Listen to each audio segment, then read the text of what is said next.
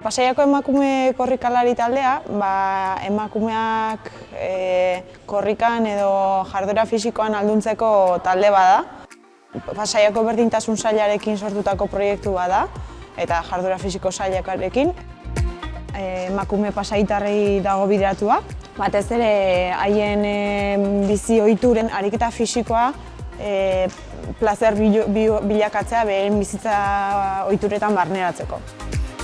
Iruditzen zait kirola gozatzeko beste modu bat, modu divertigarriago bat.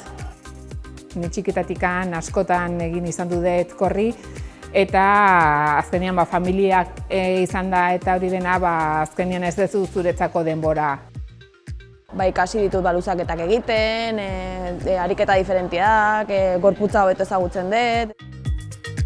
Mugikortasun artikular pixka bat egin hasten gara, gorputzaren aktibaziorako, teknika lantzen dugu, korrikarako teknika, koordinazioa.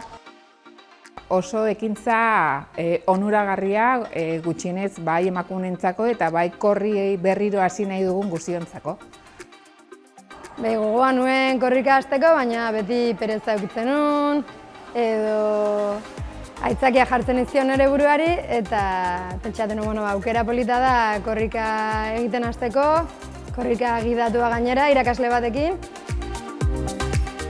Batzuetan arnasketa faltatzen zitzaidala eta orain hori askoz hobeto kontrolatzen edo ikasi dut eta zentzu horretan zadak asko laguntzen digu bakoitzak dugun beharrean pixkat gidatuz, ez?